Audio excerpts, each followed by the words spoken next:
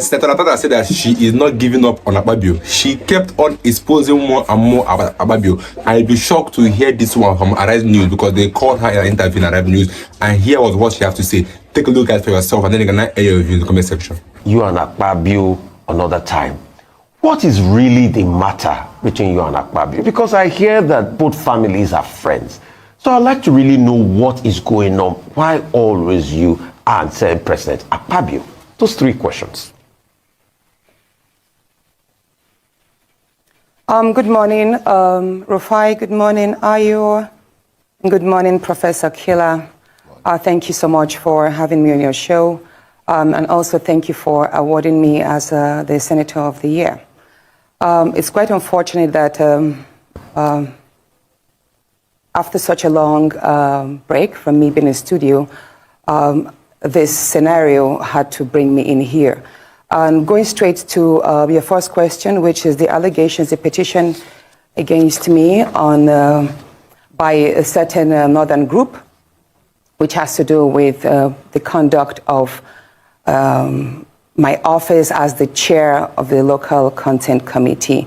I would first say that the allegations are baseless, but as they are hampering on my integrity, I am glad to throw some light on it. The first allegation there was on the misappropriation of the funds in the account and withholding the interest, as it said. I would like to say this, that when I resumed as chair, I have the bank statement here.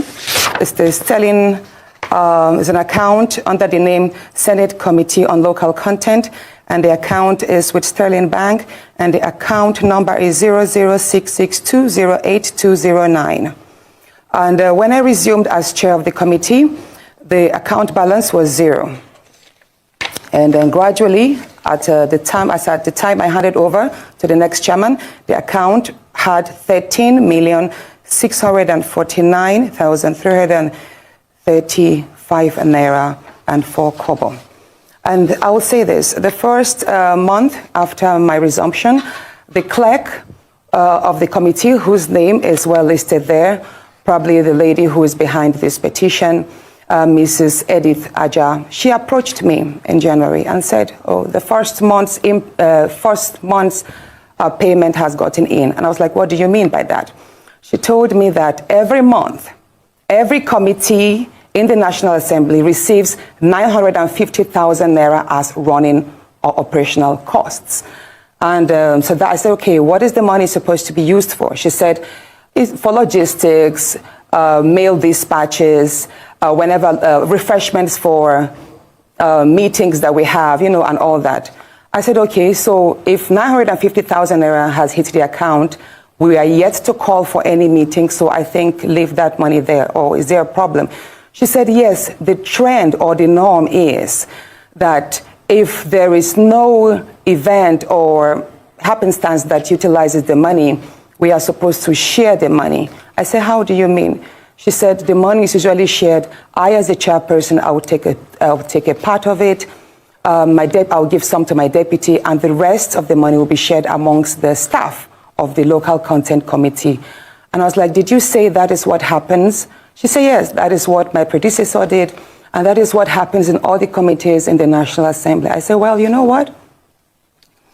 That money, if it's meant to service the operations of the committee, it's not meant to enrich my pockets. It's not meant to enrich the pockets of the staff.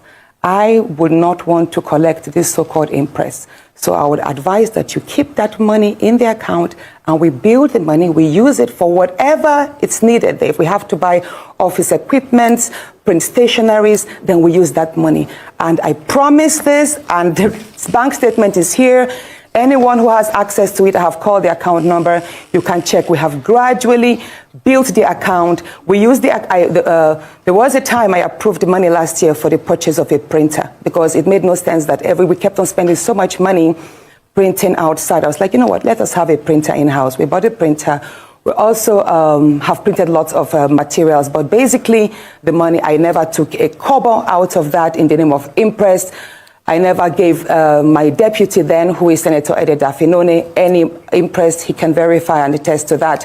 Neither did I allow any of the staff to take any money, because that is taxpayers' money, and the money was meant to service the office. Now, the second allegation there is that, oh, but by the way, it would impress you to know that ever since I left office, the money has been withdrawn by the clerk.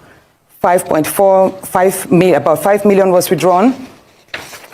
And 2 days after my removal again, 4.9 million was withdrawn. So as at today, the bank, that account that had 13 million has only 123,000. Now, the second allegation there is that I harassed the clerk, and I called for the CVs of the staff. Now, this is it. I believe in, I believe that the committee was set to oversee the operations of all the IOCs and the national industry players, and to also strengthen in-country capacity with regards to the oil and gas sector. So such a committee needs the services of lawyers and auditors, because we have to look at a whole lot of accounts and how monies are being spent, monies that are due to strengthen the educational and training sectors, how they are being spent. So one thing, again, the clerk told me was that we needed to deploy the services of an external consultant. And I told her, I was like, why do we have to deploy the services of an external consultant when we have in-house staff? The Committee on Local Content had about 10 or 11 staff at the time. And I was like, we should be able to do this job ourselves. I am a lawyer. I can do my own part wherever one needs to refer to the Constitution or to the Act as it may. And I believe we should have supporting lawyers. We should have auditors. We should have accountants amongst the staff. So I asked her for the CVs so that I could look, and then amongst them, I can write to the clerk of the Senate and say, you know what, can you swap this person, because I want to have an effective team to operate. So if that is what they say, harassment, then so be it. And as for the rest, they mentioned I harassed NLNG. Excuse me, please. Natasha, I harassed NLNG. Natasha, for the want of these companies will write and defend. For the want of time, the second question I asked is, then what transpired on the Senate floor? Second question, and why is there always a tiff between you and the Senate President? So those are the two. You can put both together. Of course. Why is there always a fight between you and the Senate President? Of course. That was on the sitting arrangements. I think it was a Thursday, last Thursday. I walked to the chambers early before sitting. I signed the book. Please, can I have some water, please? Sorry, travel. Where is it? Oh, excuse me. Okay, we'll just wait to... I flew all night, so I'm kind of drained. Okay, so... Yes, you were saying, yeah. The sitting arrangements. I walked into the chambers that morning. I signed my attendance sheet, and I was walking straight to my usual seat, which is the last seat by the door, like at the topmost last seat by the aisle. So, and then I was told by one of the sergeant at arms that, oh, ma'am, that is no longer your seat. You are now sitting at the far end there. And I was like, since when? They said, well, that's what the Senate President instructed. I was like, I was in chambers yesterday, which was Wednesday. I've not been notified. Why did you change my seat? What reason? I'm comfortable here. I'm okay here. I wasn't notified to that. So I was upset. And then I said I refused to move to the new seat. I don't even know what the new seat is. I don't even know the number. I don't know. But they told me it was the last seat, appointed the last seat at the far end. So then the procession came. The president walked in to the seat, and then the rest was shown online. I was already told, by the way, that I should gently move. Some senators messaged me that I should please adhere to the change and move to my seat, because that was a trap, a setup. And I was like, I was trying to understand what trap, what setup. At that point, the minority leader, Senator Abamoro, walked up to me. And he told me, Natasha, please just obey. Just go to that seat. And I'm like, no, sir. You are my leader. You should speak for me. I am not aware that my seat has been changed. And I believe I should be given a chance. Maybe they should explain to me why my seat was changed. Maybe I can also explain why, if they could maybe consider leaving me here, that I'm not moving. He said, he pleaded with me that I should please move to the other seat and not explain that we could address it later. And I said, sir, I have hit these chambers, I have complained, and you have witnessed several of my privileges, me being maligned several times, and you never stood up for me. So no, I am not moving there because I do not trust that if I move, this matter will be addressed. So I am going to raise it on the floor. That was what I told my leader, who is the leader of the minority, Senator Abamoro. And then he walked. So after that, I was about to be, the minority whip now read the rules that I have broken the Senate rule by not adhering to my seat change allocation, and that was when, at the time the Senate President was about to read my seat allocation. At the time the Senate President was about to read, because the next thing he was going to do was to read my suspension because I failed to adhere to that. But he had already made some statements that, Senator, the whip was, hold on. The whip, yes, it's just that we have to manage. Already had mentioned Senator that Natasha. Yes, ma'am. I'm so sorry, but we had to manage our time, and part of the questions. Okay, so you might. So at that point, I knew I had to read Order 10. Okay. Yeah, I had to read Order 10. Now, what is Order 10? Many people don't understand. So now, Order 10 is is an SOS for every senator who feels their rights and privileges have been breached. So and permit me to quickly read what Order 10 here means. Any senator may rise at any time to speak upon a matter of privilege suddenly arising, and he shall be prepared to move without notice a motion declaring that a contempt or breach of privilege had been committed. Now here it is. It does not say I cannot read that order in that place. Whenever a senator feels that their rights have been trifled upon, I have the right, even if I'm laying on the floor, wherever a senator is in that place. This order book does not say Order 10 should be read from a particular seat. Okay, Senator Natasha, let me come in here. I have no right to speak from that seat, that I should speak from my new seat. Yes. The Senate President aired. Hold on, please. This is a very important point. Okay. The Senate President himself made a mistake by not allowing me to speak on that Order 10, because it says here, and let me mention number 11. When a matter of privilege Senator Natasha, I'm going to have to come in here. Senator Natasha, I am going to have to come in here. Thank you so much. Yes, please. You'll have more time to explain, but we have such limited time and we want to get as much out of this interview as possible. Well, thank you for expressing and opening up your statement. So what I assume from what you said now, because that was the question I was going to ask you, was the Senate Standing Orders, Chapter 362. A senator may only speak from the seat allocated to him, provided that the president of the Senate may change the allocation from time to time. So what you're saying is that Order 10 trumps Order 6.2 in terms of your ability to speak. But you can respond to that after I ask this question. Based on that, you made allegations last week, Thursday, in the chamber saying that you've been maligned. In fact, you said to the Senate President on the floor, in the chambers, that you are not afraid of him. Can you share or expatiate on what you mean by that? And when you had a follow-up interview, you were talking about how some of your privileges were deliberately taken away from you. What was the motive behind this? And then finally, is this exclusive to you alone? Or is it just because, there are many things that have come up because you're a woman, there are only 4 women in the House, you and the Senate President have personal altercations that have now appeared in the chambers. Is this the privileges being withdrawn from you exclusive to you alone, and why do you think that is? Now, thank you. Indeed, the Senate President has the right to allocate seats to every senator, and the senator should speak from that allocated seat. But here it is. I was not about to make a debate. Neither was I about to contribute to a motion. I was reading an SOS, which is a lifeline of any senator. For any senator to have invoked Order 10, that means his privileges were already, or her privileges were already infringed upon and denied. And that can be raised anywhere at any time. So once a senator shouts Order 10, believe me, even if I'm being dragged on the floor and I say Order 10, they are supposed to listen to me.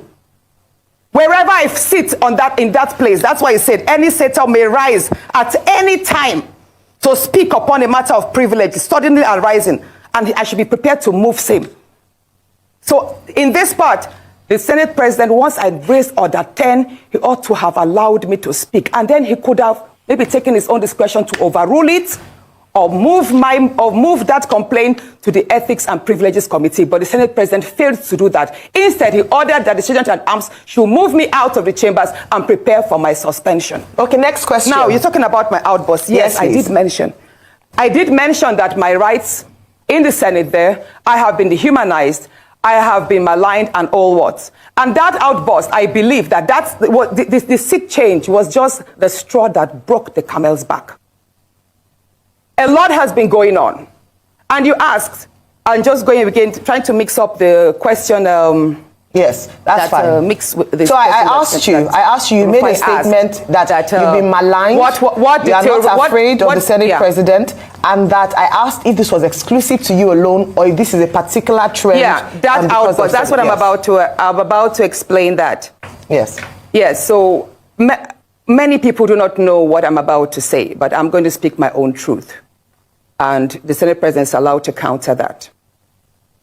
It all started on the 8th of December, 2023, which was a day before his birthday and my birthday. We are birthday mates. We were all in Akwa Ibom because he had a big fanfare in the stadium. Myself, my husband, and a few of his close friends, we went to Akwa Ibom. And at first, we were at Ikot Ekpene. We were in his house in Ikot Ekpene. Then we all moved to his house in Uyo, which was about 8 p.m. And he held my hand and said he wanted to show me around his house. My husband was walking behind us, just 3 of us. We're walking around from room to room. He showed me the beautiful interior. This was done by this, by that, this designer here, he bought this from us. Like, oh, it's beautiful. And then I noticed that he hastened his pace while still holding my hand. And my husband was behind, still on his phone, but he was catching up whenever he could. And then he got to this particular sitting room, and he said, "Do you like my house?" I said, "Of course, sir. Every room, beautiful, nice interior, quality taste." He said, "Now that you're a senator, I'm going to create a time for us to come spend quality moments here. You will enjoy it." At that point, I just pulled away, and I was like, I don't really understand what exactly that meant. But then my husband now, when I turned around, I saw my husband was already near me, and the way my husband looked at me and looked at him, I was beginning to wonder, did he hear part of that inciting statements or not? And then the Senate president too, I saw that he also had that thought, like, did my husband hear the invitation to treat or not? So then the Senate president now said, "Oh, by the way, let me show you my chapel." He has a chapel in his house as well. So while we were going to the chapel, you know, we walked in silence and all. So that evening, before we left the Senate president's house at about 11 midnight to the 4 points in Ikot Ekpene. And my husband asked me, "Natasha, what did the Senate president whisper to you? What's he telling you?" I thought, should I tell him that he was speaking about bringing me in here at a special time for us to have a good time? Or should I just kill it there, wrap it as if there was nothing? Because tomorrow was a big day. I know how much my husband adores the Senate president. He loves him as a brother. My husband would do anything to support him.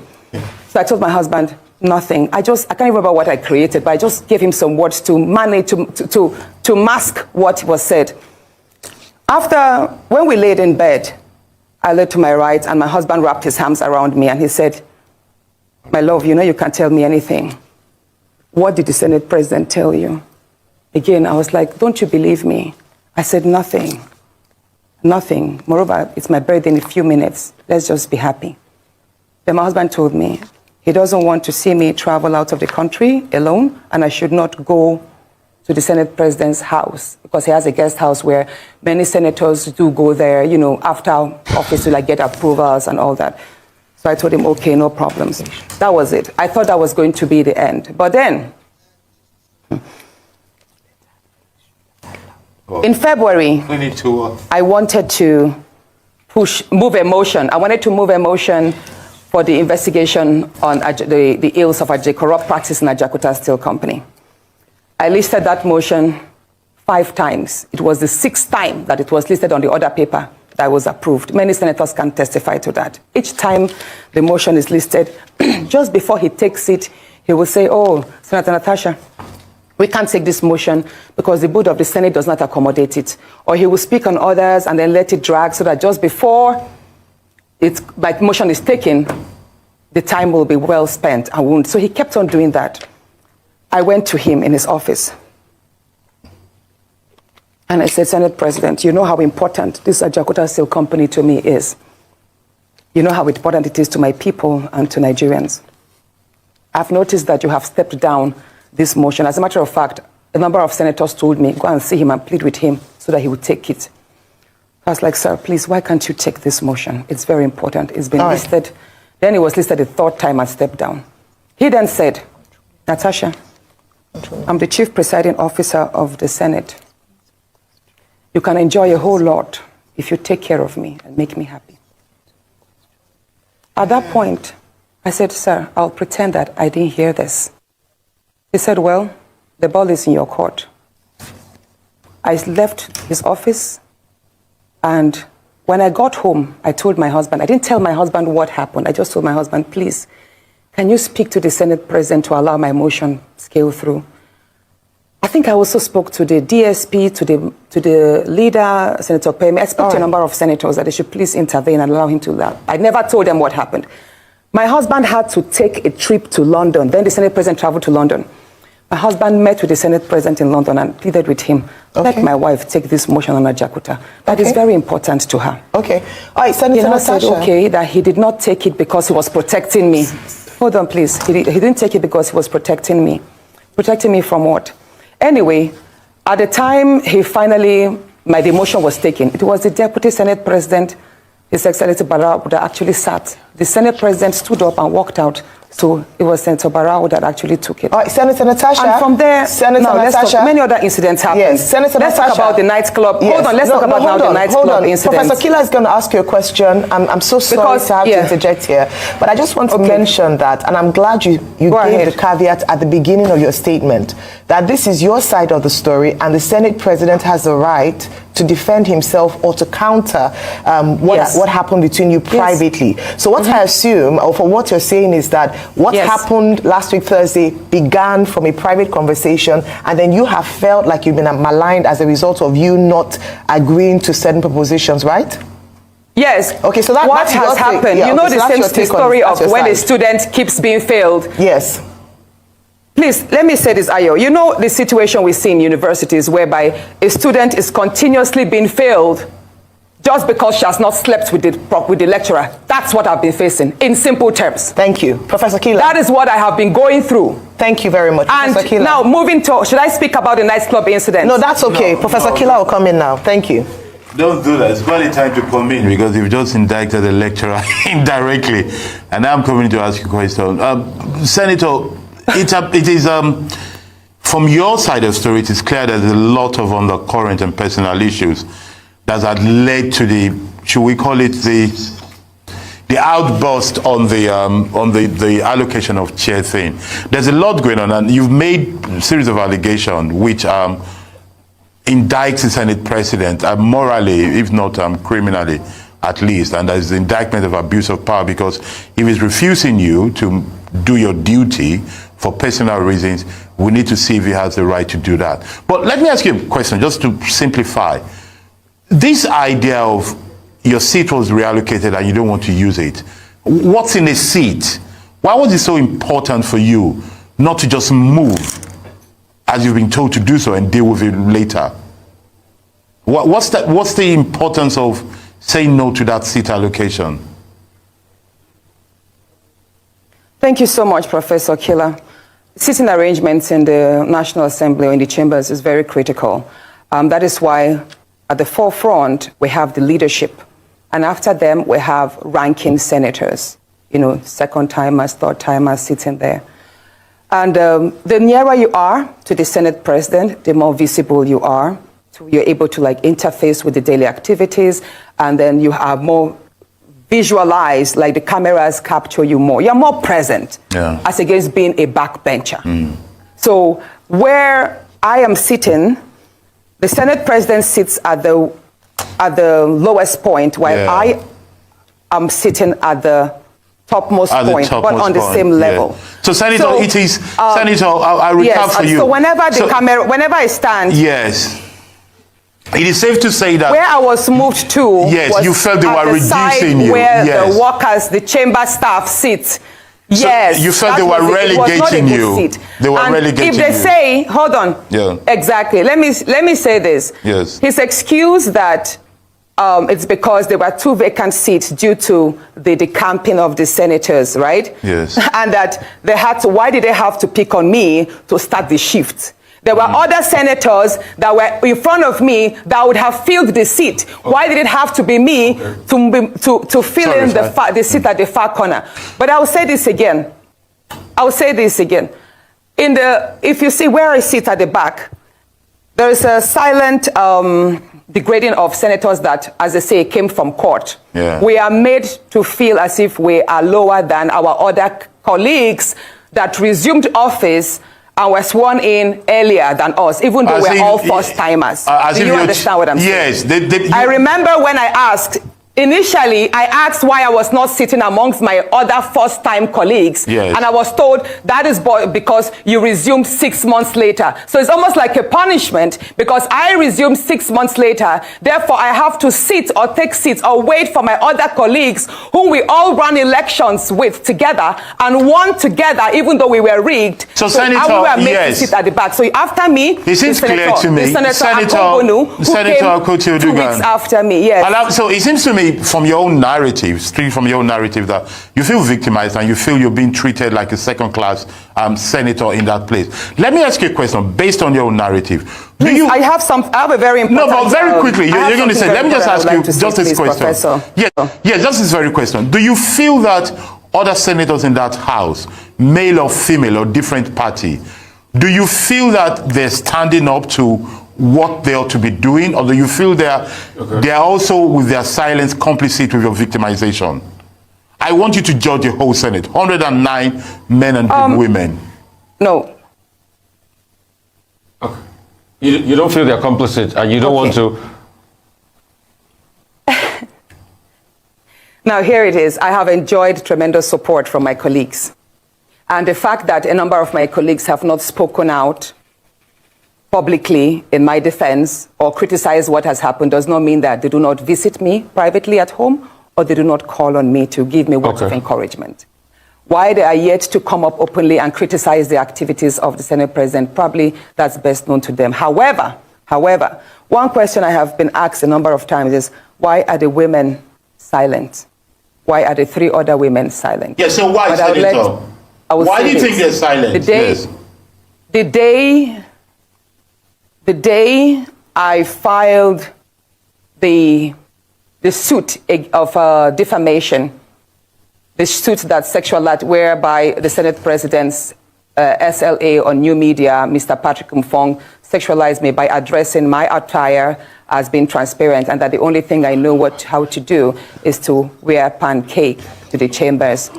So when I filed that suit, Senator Ireti Kingibe, hold on, Senator Ireti Kingibe, Senator Natasha, and Senator we're low on time, 3 women who send messages to me that they do not support the litigation. And none of them have called, apart from Senator Ireti, that called my husband to tell me to withdraw that suit and all that. And my husband charged her that you were the same person who had come to the house to tell him that the SP was hitting on his wife sexually. So why are you now against my wife standing up for her rights? So let me tell you something, Mr. which nobody knows. No, Mr. Rufai, please allow me to say this, please.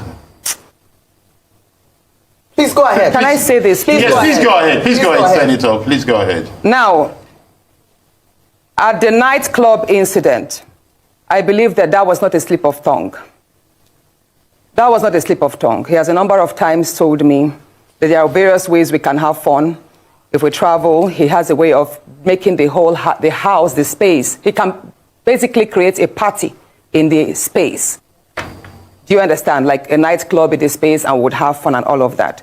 So that nightclub incident statement was not a mistake. It was more like out of the abundance of the heart, the mouth speaketh. But let me say this.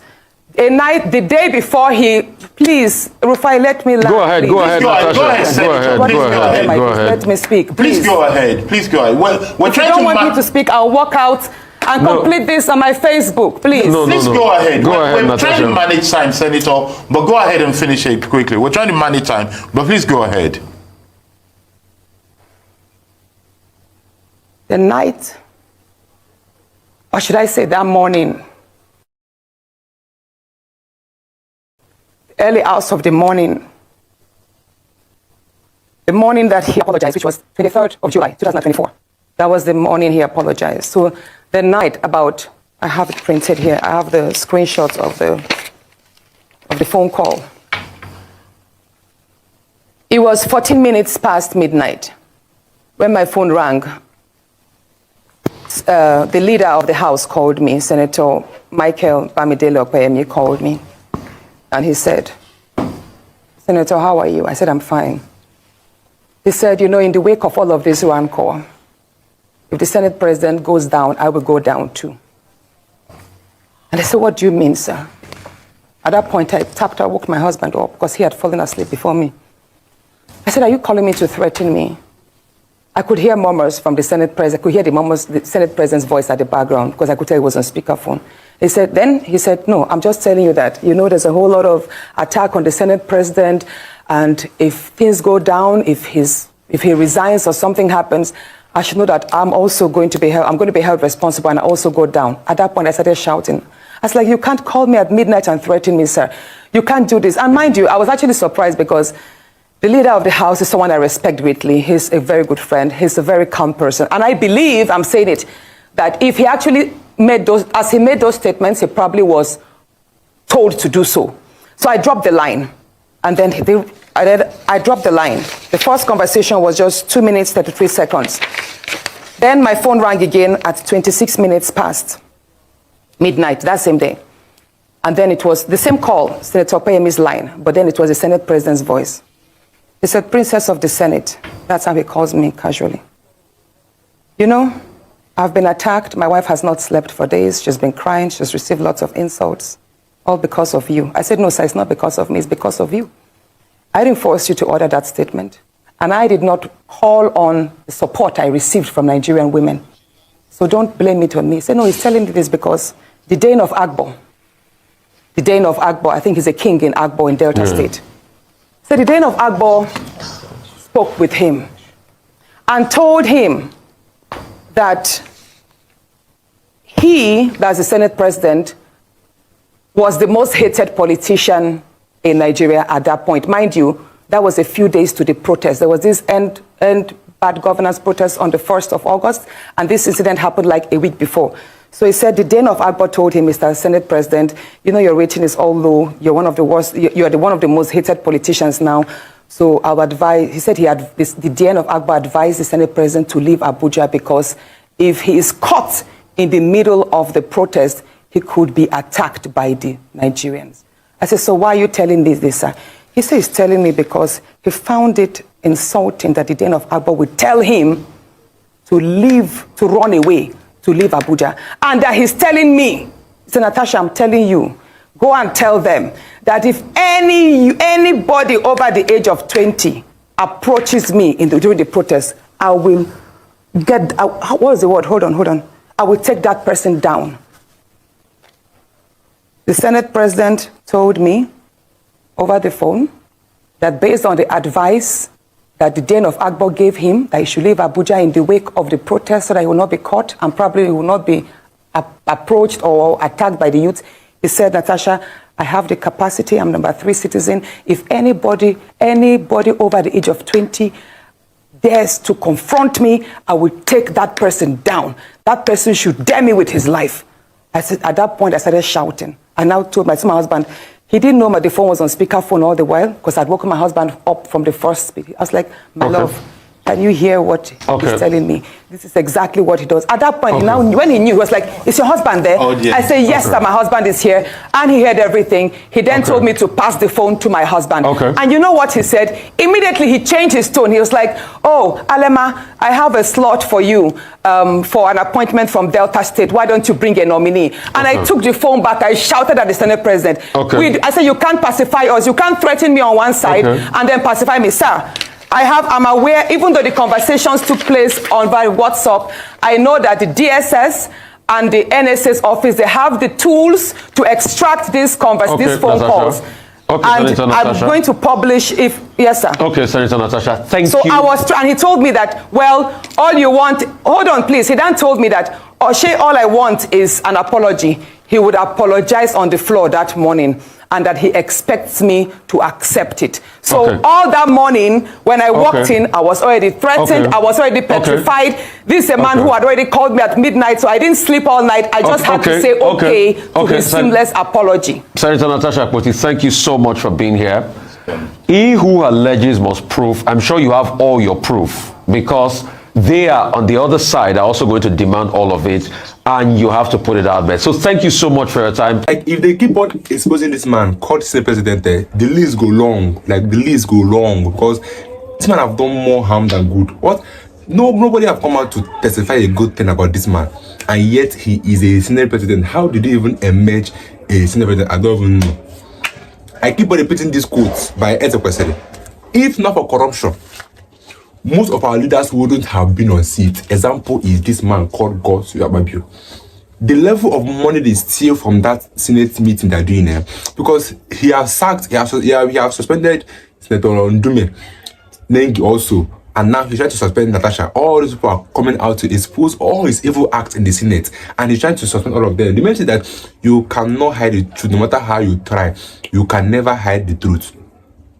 And now she came out to expose both the pardon, the money they stole, everything, the harassment, everything have been exposed about this man called Sen Akpabio, and yet he don't even take remorse or saying sorry, apologizing, because this man have done more harm than good. No wonder they are all fighting P2B. No wonder they are all against P2B winning the election, because they are aware that if P2B would have won the election, that all of them would have left the seat. All of them will be removed from being put into politics in Nigeria, because all of them are into dirty games. Nobody is even there to serve anybody. They are just there for their own pockets.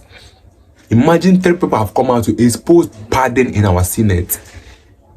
Is it the one that they exposed that no Igbo name was there in the list of those they want to distribute money to? Is it the Igbo they've been treating anyhow? Many of things that this man have done that is yet to be exposed. Like I said, I said in Igbo, it means nothing is hidden under the sun. Everything must come out. This man called Akpabio must be exposed, because every day by day he keep having issues with the senators, and they keep on coming to expose all the things he have done. Like I said, I will see you guys in my next video. Don't forget to subscribe. Stay tuned, guys.